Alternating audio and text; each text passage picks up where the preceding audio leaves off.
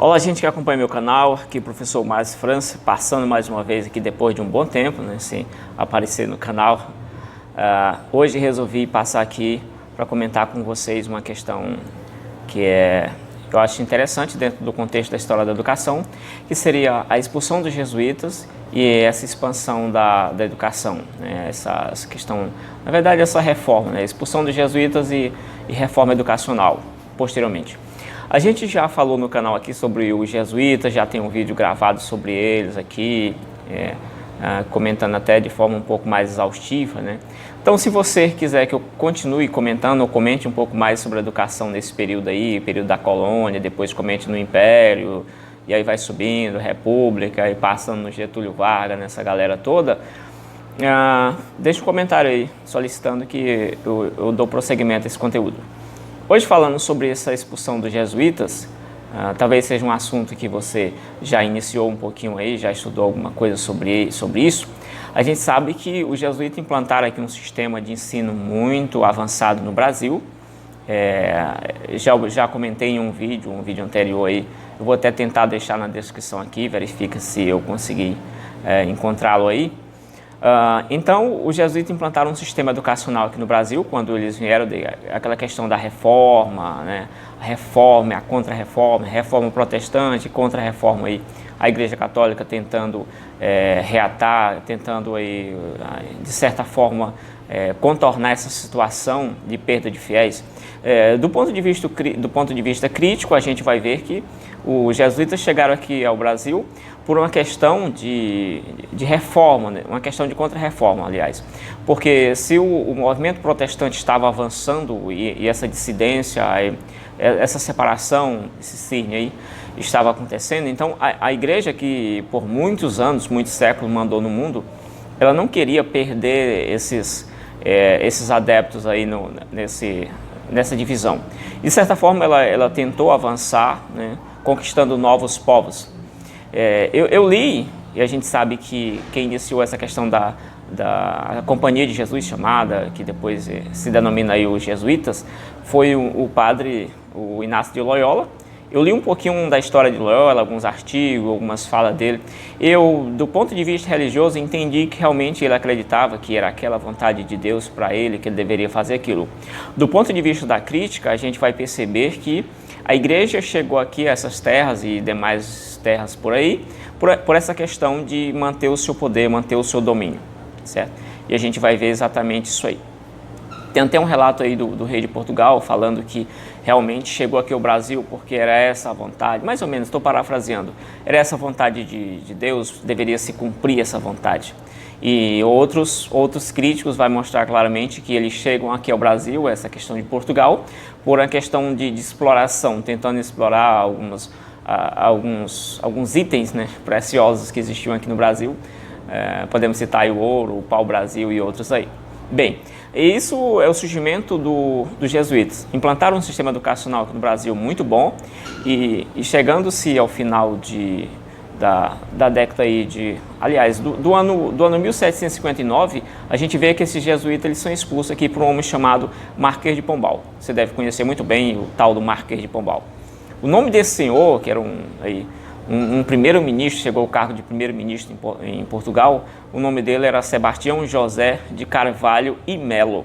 Então, é um título aí de Marquês de Pombal. Eu já comentei também sobre isso em vídeos anteriores. Ele começou a governar aí nesse cargo de primeiro-ministro de Portugal em 1750. De 1750 a 1759, ele esteve aí em frente ao assumindo essa pasta. Quando ele assume essa pasta, a gente vai perceber que ele vai fazer algumas reformas, e essas reformas elas são importantes do ponto de vista dele, para que aquela administração portuguesa, daquelas capitanias, aliás, daquelas colônias, essa administração ficasse, de certa forma, mais efetiva. Então, o que ele vai fazer? Basicamente, ele vai suprimir aquelas velhas capitanias hereditárias que existiam aí, que chegaram aí no Brasil a partir de 1549, com Tomé de Souza e posteriormente com outras pessoas também que vieram, né, a assumir isso aí, né? São aqueles três governadores, né, das capitanias hereditárias, Tomé de Souza e outros lá. Enfim, Outra questão das reformas que o Marquês de Pombal terminou implantando, uma foi essa, suprimir essas capitanias hereditárias, controlar mais e até mesmo extinguir, de certa forma, algumas e trabalhar nesse sentido, de tornar o sistema mais eficiente. Outra questão que ele fez, ele transformou o Brasil em uma espécie de vice-reinado. Então, não era somente uma questão assim mais simples, mas ele elevou o nível do Brasil. Lembrando que esse termo Brasil, ele vai ser aplicado aí a partir do século XIX. Antes você não tinha muito essa ideia de Brasil, pelo menos nas fontes que eu pesquisei. Bom, e aí ele implanta essa reforma nesse sentido. Outra reforma que ele faz também, que é bastante conhecida, é pegar a capital que estava no Salvador e transportá-la para a região, para o Rio de Janeiro, capital do Brasil, daquelas terras ali descobertas. Beleza? Quando ele chega aí, ele encontra, segundo alguns autores, ele encontra um certo tipo de resistência nos jesuítas. Se os jesuítas estão expandindo por todos os territórios um sistema educacional muito bom, né, do ponto de vista organizacional, o jesuíta tem um sistema, ele tem um currículo, você tem ali disciplina, você tem o trívio, o quadrívio, né, as 3 disciplinas, 4 disciplinas, ou 3 áreas e 4 áreas estudadas. Enfim, você tem realmente um currículo que está funcionando.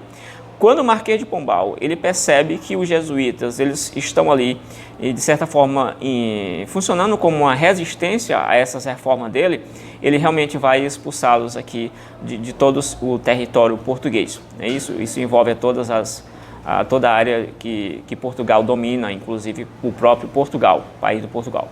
E assim eles são expulsos aqui do Brasil. Diante disso, essa expulsão como também já comentei em vídeos anteriores, ela acontece em 1759. A partir daí, realmente que existe lá um alvará de 28 de julho de 1959, em que esse Marquês de Pombal vai até, de certa forma, suprimir essas escolas aí dos tais jesuítas.